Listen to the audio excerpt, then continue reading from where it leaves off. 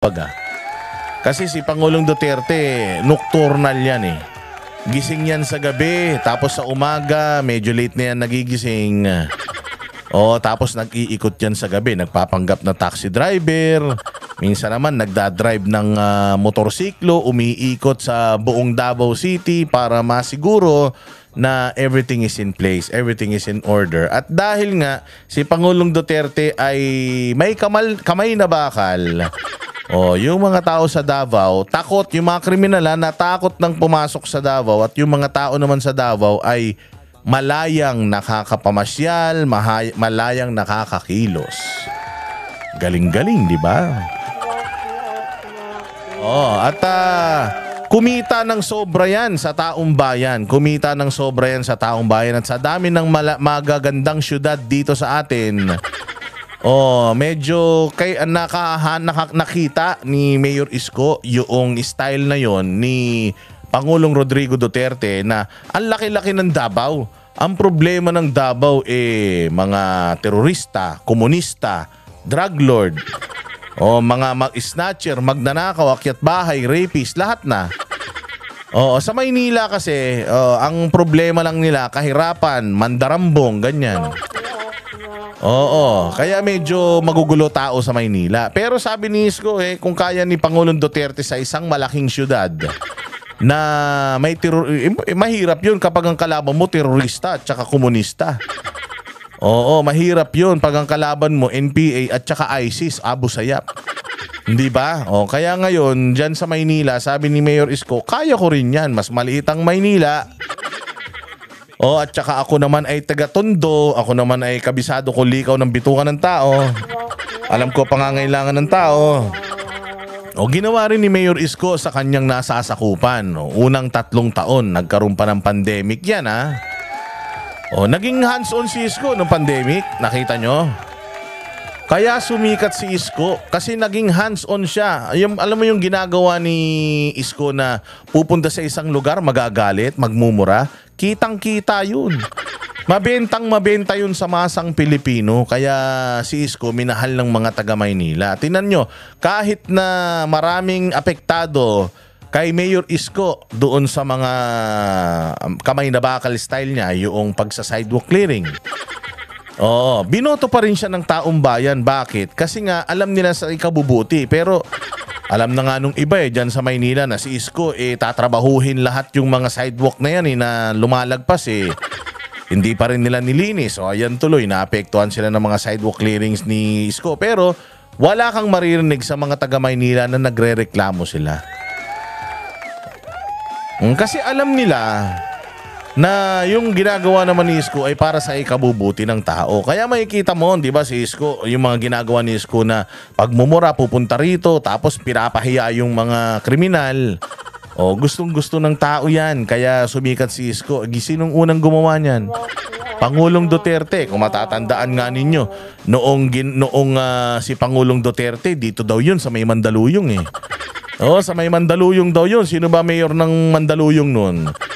Dumaan daw siya, nakita niya ang dumi-dumi, tinawagan daw niya yung mayor. Sabi daw niya sa mayor, di ka nahihiya?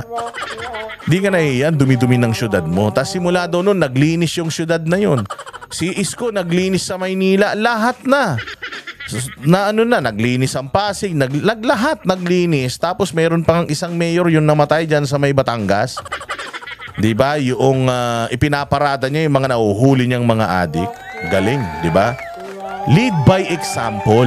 Yun yung sinasabi natin. Na kung ano yung political will at drive ng leader ng bayan, pag nakita nila kung anong ginagawa nun, gagayahin niya ng mga nasa baba. Kapag matapang yung nasa taas, matapang lahat yan. Kapag anti-corruption yung nasa taas, anti-corruption lahat yan.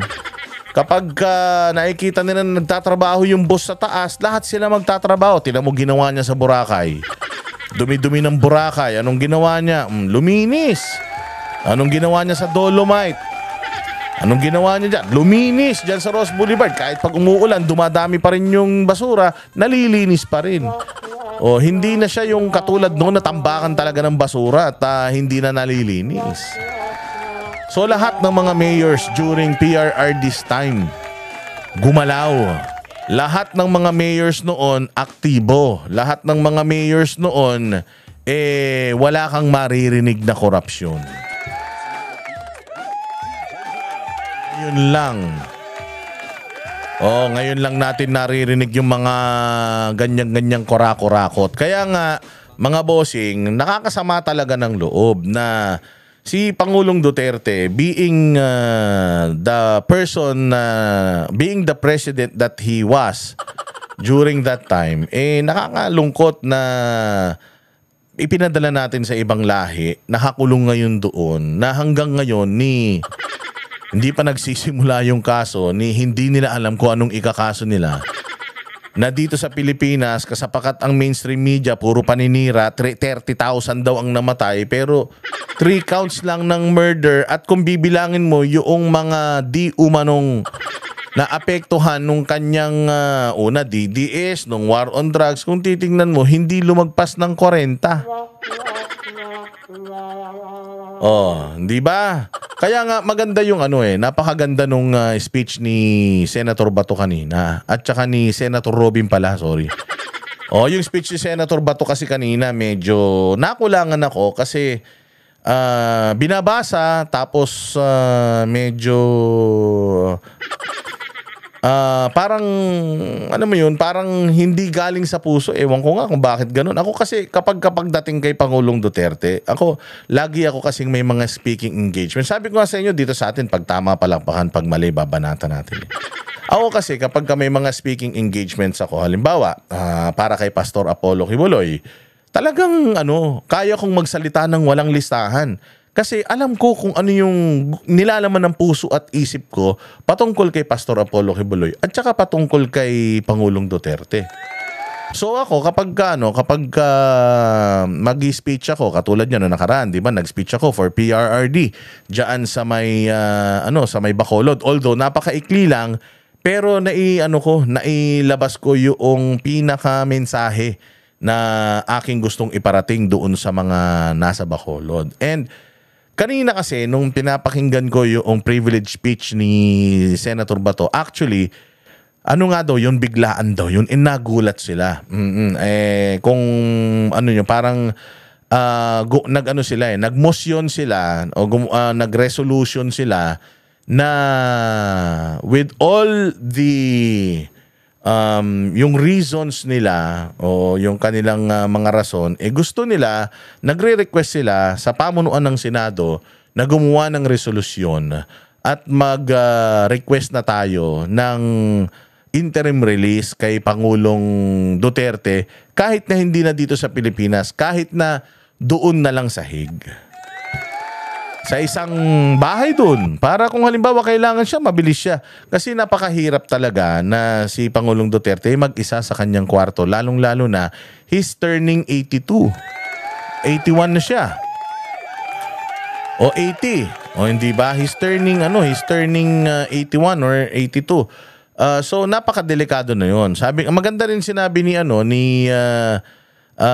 Senator Bato de la Rosa na ang life expectation ng isang Pilipinong lalaki ay 70 years old. Actually, narinig ko rin yan kay Pastor Apollo Kibuloy na 70 years old lang talaga ang itatagal ng tao. So, kung paglagpas mo ng 70, bawat araw yan, bawat araw, bawat buwan, bawat linggo, bawat taon, blessing na yan. And alam mo na anytime, since yung life expectation hanggang 70 lang, alam mo na anytime pwede ka nang mawala sa mundo. Kaya ano ang dapat mong ginagawa when you reach 70? Kailangan mabubuti na yung ginagawa mo para sa mga iiwanan mo. Pucha, yung iba dyan lagpas 70 na, nakaw pa rin ang nakaw Hindi ba? So si Pangulong Duterte was given a bonus na 10 years. And syempre, bilang isang tao na ginugol yung kanyang buhay sa public service, at lihitimo na service ito. Hindi ito si Pangulong Duterte isang mayor na parang hari, parang Diyos. Hindi siya ganun. Si Pangulong Duterte, yung mayor na talagang nakikinig sa kanyang mga nasasakupan. Uupo yan, pipila yung mga tao, magsasabi ng kanilang pangangailangan, Anong kayang itulong ng LGU, ibinibigay niya. Pang-aral, pang-living, pang-ospital, away ng mag-asawa, lahat yan, tinutugunan niya. Kaya nga sabi niya, pati away ng mag-asawang pulis. Nailalapit sa kanya, sir, yung mister ko may babae. O hanggang yun nga daw na ilalapit sa kanya. Kasi nga, ganun siyang klaseng leader. Leader siya na approachable and leader siya ng talaga, makamasa talaga ang kanyang puso. And nag-start siya sa Davao City na napagulo, napaganda niya yun. Instead mag-retire siya, pumunta pa siya sa national, which is presidente. And then, matanda na siya pero kita natin na talagang kahit matutumba na, napakaganda na nangyari nung kanyang administrasyon. Kaya nga ako, sabi ko nga si Senator Bato de la Rosa, katabi niya mula pa nung nagsisimula siyang maging, nung siya yung pumunta ng Davao at naging opisyal. So nagtataka ako bakit kailangan pang basahin yung kanyang mga sinasabi patungkol kay Pangulong Duterte. He was really emotional, I appreciate that. And I was also emotional nung binabasa niya yung kanyang mensahe. Pero mas gusto ko kapag yung mensaheng ibinibigay mo galing sa puso. Kasi kanina nagsalita din si Robin Padilla wala siyang binabasa. Si Senator Bongo nagsalita din kanina, walang binabasa. Kaya medyo nadismaya lang ako. Konting-konti lang naman, maliit na bagay, di naman malaking bagay. Maliit na bagay lang naman. Pero napakaganda nung sinabi ni ni Robin Padilla kay Pangulong Duterte. Na sabi niya, ang mga Marcos, tinan mo putang ina talaga tong mga Marcos na ito Oh, biglang nagalit no? Oo. Hindi, punyeta talaga tong mga Marcos na to Tinan mo na-experience nila yan sa kanilang tatay. Yung tatay nila, ninakaw ng mga Amerikano, dinala sa Hawaii. Hindi rin sila ready, lahat sila dinala doon. Buti nga, lahat sila magkakasama ito si Pangulong Duterte lang nakakulong pa. Buti nga yung tatay niya Kahit na kahit na magnanakaw at mamamatay tao, dinala yun doon sa Hawaii. Tapos malayang nakakaikot-ikot doon, malayang nakakagala-gala doon Kasama niya pa yung mga mahal niya sa buhay Yung asawa niyang magnanakaw din, yung mga anak na yung isang anak na presidente ngayon na di umano, panay ang party. Napakaswerte niya na sa kabila ng mga ginawa niya sa bayang Pilipinas, malaya siyang naninirahan doon sa Hawaii. Bagamat doon na siya binawian ng buhay, namatay siya ng kasama niya yung mga pamilya niya. Ito si Pangulong Duterte, idinala sa sobrang layong lugar, sa sobrang lamig na lugar. Dinala doon, ang masaklap, ang nagdala sa kanya doon, mga kababayan niya mismo. Tayo mismo, gobyerno mismo natin ang nagdala sa kanya doon. Kaya sabi nga ni Senator Robin Padilla, kayo sa pamilya niyong mga Marcos, naramdaman nyo din naman siguro yun. At alam nyo na napakahirap bilang isang family member na malayo ka sa iyong sariling bayan at saka sariling pamilya. Kung halimbawa ba yung mga Marcos, yung tatay lang nila at saka yung nanay nila yung itinakas palayo tapos hindi sila makapunta ron, matutuwa ba sila? Siyempre hindi, di ba? Imagine, si Pangulong Duterte, pinagkanuno ng sarili niyang gobyerno, inilagay sa isang piitan na malamig tapos hirap kumain doon, walang nag-aalaga sa kanya doon. Simula pa daw yun nung binata pa yan, talagang may yaya na yan. Hanggang sa matanda na si Pangulong Duterte, may yaya. Kita nyo nga yung kwento ni Inday Sara, di ba? May manikurista yan, may masahista. Everything is provided kay Pangulong Duterte. So hindi niya kaya yung sarili niya talaga. Lalong-lalo na siguro kung dinala siya doon 50 anyos, siguro mga 55, ganyan, kaya niya yung sarili niya. Pero dinala mo siya doon at his lowest, 80 years old. Kasi sabi ko nga, hindi niyo naman kayang gawin kay Pangulo yan kung bata siya Because kung bata siya, si Tory baka sinampal-sampal niya yan So kinidnap siya ng mismong mga kababayan niya at idinala siya doon. So sabi ni Robin, naranasan din yan ng mga Marcos, hindi ba? na pinagtabuyan sila tapos nakabalik sila dito. So sana naman ang panawagan ni Robin Padilla, sana naman buksan natin yung ating mga puso dahil si Pangulong Duterte hindi naman yan magnanakaw na presidente Wala naman siyang kaso na kahit na ano dito sa Pilipinas na isinampa sa kanya Tapos na siyang maging presidente. Actually, wala na siyang immunity pero wala pa rin namang mga kasong naisampa sa kanya. Kaya nga nananawagan yung minority na ang Senado ang gumawa na ng resolusyon para hikayatin ang Malacanang na kausapin na yung dahig.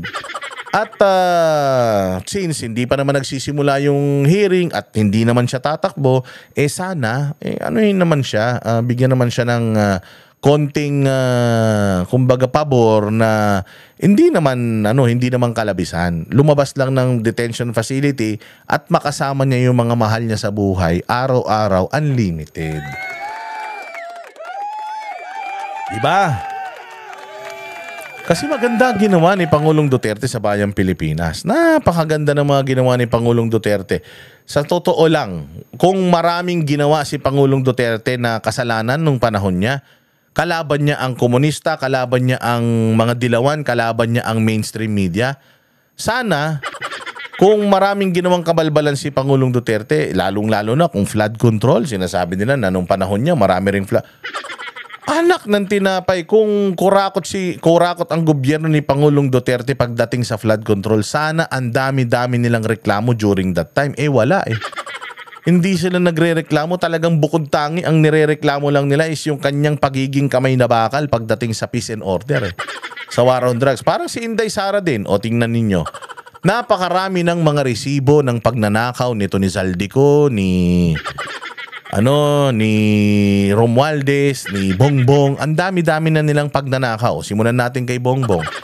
Unang taon pa lang niya, yung sa bigas diyan, asukal. Kaya natanggal si Vic Rodriguez, di ba? Pagnanakaw kagad diyan, yung sa may asukal. Yung pag-i-import nila ng asukal, kahit hindi naman kailangan mag-import, nag-import ang mga punyeta. Pagkatapos yan, ano-ano pa, yung PACC, pinasara niya. Pagkatapos yan, Maharlika Investment Fund. Ano na nangyari dun sa Maharlika Investment Fund? At napakarami pang mga pagnanakaw. 2023 pa lang, sinasabi na daw ni Inday Sara na itong mga tropa pits mo, nangungumisyon. 2023, inilabas na din ni Pangulong Duterte yung kanyang nalalaman tungkol sa Congress. May ginawa ba si Bongbong? So puro kabalbala ng ginawa. Napakarami ng mga resibo kay Zaldico, dito kay Romualdez. Ang dami na ngayong mga nagtuturo kay Romualdez at saka kay Zaldico. Pero tingnan mo si Inday Sara, bukod tangi yung 125 million na confidential funds pa din ang sinisilip sa kanya. Mantakin mo sa tagal na nanungkulan ni Inday Sara sa gobyerno, ang nasilip nila yung ginastos na confidential funds na ibinigay, matatapos na yung taon at kailangan niyang ubusin. Binigay sa kanya mismo ng Malacanang. Kailangan niyang ubusin agad-agad kasi nga hindi pwedeng umabot yan ng January. Kaya inilagay niya doon sa mga programa nila. Wala pa silang bago na kaso na maipakita sa kanya. Yung sinasabing laptop deal, yung sinasabing ganito. Kita mo, wala. Kasi kung meron silang makikitang ni hint ng kamalian kay Inday Sara, yun na nga lang pagbiyahe-biyahe niya, issue maliit na hint lang ng issue kay Inday Sara, imamagnify nila yan. Pero the fact na 3.5 years after, ang kanilang issue, confidential funds pa din niya. Noong 2023, yun pa rin ang issue nila. Ibig sabihin, wala talagang makitang dumi dito sa mga Duterte. Diba? So ngayon, the same government na nagpadala kay Pangulong Duterte, di umano, binibisita siya para kamustahin. Bakit? Bakit nyo binibisita si Pangulong Duterte para kumustahin? Gusto nyo bang padaliin yung buhay ni Pangulo? Kasi syempre, putang ina nyo, Galit ako sa inyo. Ipinakulong nyo ako dito nang wala akong kasalanan tapos pupuntahan nyo, kakamustahin nyo, kupukin ang ina nyo.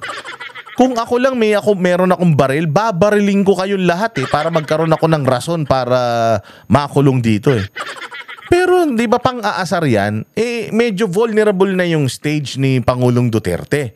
Tapos kukupalin mo, aasarin mo, kamusta ka na? Buhay ka pa? Putang ina ka? Di ba ganun ang ginagawa nila kay Pangulong Duterte? Siyempre si Pangulo maiinis siya. Paano kung inatake sa puso yun? Ito rin namang gagong pukin ng inang ICC na ito. Dapat lahat yan pinapaalam muna sa abogado, sa mga anak. Putsang inang yan, mantakin mo. Pumayag sila na bumisita yung mga buwaka ng inang mga mga taga-embassy. To welfare check, mga gago kayo. Iwi-welfare check nyo, pinadala nyo nga dun yung tao. Ibig sabihin wala kayong pakialam dun. If you're checking about the welfare ng isang Pilipino, dapat yung kabutihan ang ginawa mo sa kanya. You do not check a person's welfare kung kahayupan ang ginawa mo sa kanya. Buhay ka pa? So parang putya, delikado yun. Delikado yun kasi unang-una sa lahat, walang approval. Paano kung may mga dalalason yun? Di ba? Kailangan stricto. Anak ng tokwa naman tong ICC na to. Dapat talaga ma-highlight yan ang dami ng mga bansa na umalis ulit dyan. Burkina Faso at dami pa. Diyan sa Africa umalis na diyan sa ICC. Ano kayo ngayon? Di lalo nang walang pondo ang mga hinayupak na yan. Kami ang boses ng masa, hindi natatakot. Katotohanan lang, di kami nalulunod. Walang bahid ng sismis, lahat ay totoo. Kahit sino ka pa, pag mali ka babanatan ka. Walang pinipiling kulay, wala kaming kinikilingan. Basta para sa bayan, kami lalaban. Pagdama palakpakan, pag mali banatan. Di matitinag, di matatakot, para sa bayan tuloy ang sigaw. Sa harap ng kamera, walang halong takot. Mga baluktot, lahat kayo'y tutumba. Ang hustisya at totoo, yun lang ang mahalaga. Kahit sinong harang, di kami matitinag. Walang pinipiling kulay, wala kaming kinikilingan. Basta para sa bayan, kami lalaban. Pagtama palakpakan, pag mali banatan. Di matitinag, di matatakot, para sa bayan tuloy ang sigaw. Kung nasa tama ka, ikaw ay aming kasama. Pero pag mali ka, handa ka na bang mabasag? Banateros kami, walang inuurungan. Dahil bayan muna, bago ang sarili.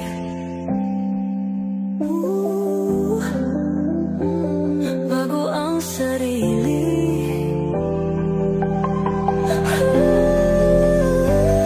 Pagtama palakpakan, pag mali banatan.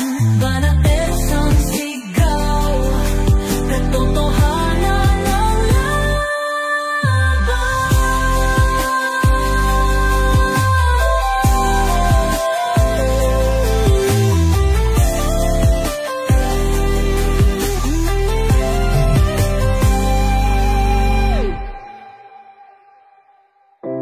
sa harap ng kamera, walang halong